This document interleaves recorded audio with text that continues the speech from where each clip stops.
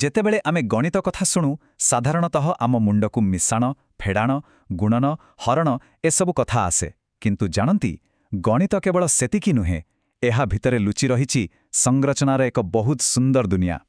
ଆଉ ସବୁଠୁ ମଜାର କଥା ହେଲା ଏହି ସୁନ୍ଦର ସଂରଚନାଗୁଡ଼ିକ ଆମ ଚାରିପାଖେ ସବୁଠି ଅଛି।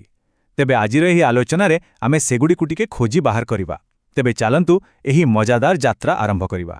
ତେବେ ଆମେ ଆମର ଏହି ଯାତ୍ରା କେଉଁଠୁ ଆରମ୍ଭ କରିବା? ଆସନ୍ତୁ କିଛି ଏମିତି ସାଧାରଣ ସଂଖ୍ୟାକ୍ରମରୁ ଆରମ୍ଭ କରିବା ଯାହା ବିଷୟରେ ଆମେ ସମସ୍ତେ ବୋଧହୁଏ ଆଗରୁ ଜାଣିଛେ। ଆମର ପ୍ରଥମ ଉଦାହରଣ ହେଉଛି ଏକ ବହୁତ ପରିଚିତ କ୍ରମ ଅଯୁଗ୍ମ ସଂଖ୍ୟା। ଏବେ ଟିକେ ଏହାର ଦୃଶ୍ୟମାନ ସଂରଚନାକୁ ଦେଖନ୍ତୁ ତ, କେତେ ସୁନ୍ଦର! ଦେଖିଲେ କେମିତି ପ୍ରତିଥର ପରବର୍ତ୍ତୀ ଅଯୁଗ୍ମ ସଂଖ୍ୟା ପାଇଁ ପୂର୍ବ ଏଲ୍ ଆକୃତିରେ ଆଉ ଦୁଇଟି ଡଟ୍ ଯୋଡ଼ି ହୋଇଯାଉଛି। ବଢ଼ିଆ ନୁହେଁ କି? ତେବେ ଏହି କ୍ରମକୁ ଦେଖିଲେ କ'ଣ ଲାଗୁଛି?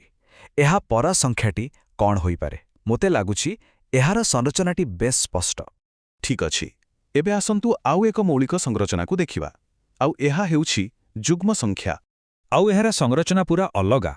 ଦେଖନ୍ତୁ ପ୍ରତ୍ୟେକ ଯୁଗ୍ମ ସଂଖ୍ୟା କେମିତି ଦୁଇଟି ଧାଡ଼ି ଥିବା ଗୋଟିଏ ଗୋଟିଏ ସମ୍ପୂର୍ଣ୍ଣ ଆୟତକ୍ଷେତ୍ର ତିଆରି କରୁଛି। କେତେ ସୁନ୍ଦର ଭାବରେ ସଜା ହୋଇ ରହିଛି। ଆଉ ଥରେ ଦେଖନ୍ତୁ, ଏହି ଆୟତାକାର ସଂରଚନାକୁ ଆଗକୁ ବଢ଼ାଇଲେ ପରବର୍ତ୍ତୀ ଯୁଗ୍ମ ସଂଖ୍ୟାଟି କ'ଣ ହେବ ବୋଲି ଲାଗୁଛି? ଏବେ ଆସିଲା ପ୍ରକୃତ ମଜା। ଏବେ ଆମେ ଦେଖିବା କେମିତି ସଂଖ୍ୟାଗୁଡ଼ିକ ଏକାଠି ହୋଇ ସୁନ୍ଦର ସୁନ୍ଦର ଜ୍ୟାମିତିକ ଆକୃତି ତିଆରି କରନ୍ତି।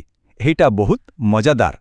ଏହି ତ୍ରିକୋଣୀୟ ସଂଖ୍ୟାଗୁଡ଼ିକ ଦେଖନ୍ତୁ ତ, ଏହାର ନାଁରୁ ହିଁ ଜଣାପଡ଼ୁଛି ଯେ ଏଗୁଡ଼ିକ ଗୋଟିଏ ଗୋଟିଏ ସମ୍ପୂର୍ଣ୍ଣ ତ୍ରିଭୁଜ ତିଆରି କରନ୍ତି। ତେବେ ଏହି ସଂରଚନାଟି କେମିତି ତିଆରି ହୋଇଛି?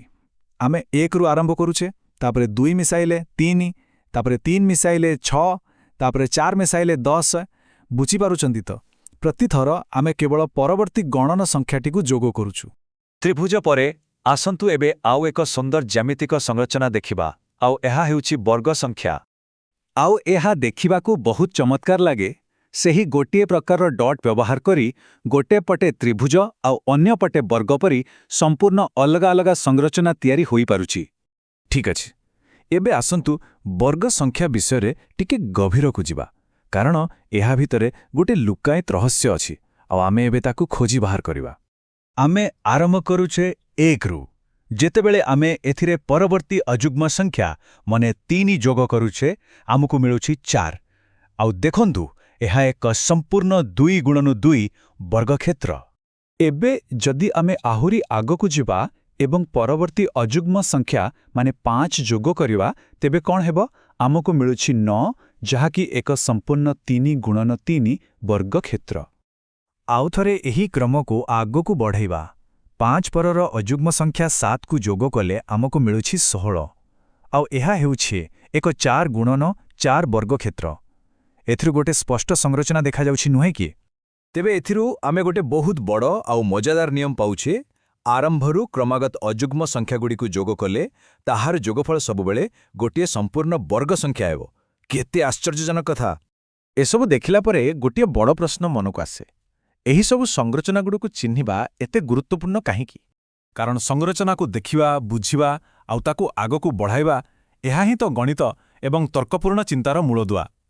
ଏହା ଆମକୁ ଭବିଷ୍ୟବାଣୀ କରିବାରେ, ନିୟମ ତିଆରି କରିବାରେ ଆଉ ସମସ୍ୟାର ସମାଧାନ କରିବାରେ ସାହାଯ୍ୟ କରେ। ଏମିତି କହିବାକୁ ଗଲେ ଏହା ଦୁନିଆର ଲୁକାୟିତ କ୍ରମକୁ ଆମ ସାମ୍ନାକୁ ଆଣେ। ତେବେ ଶେଷରେ ଏହି ଚିନ୍ତା ସହିତ ଆଜିର ଆଲୋଚନାକୁ ଶେଷ କରୁଛି।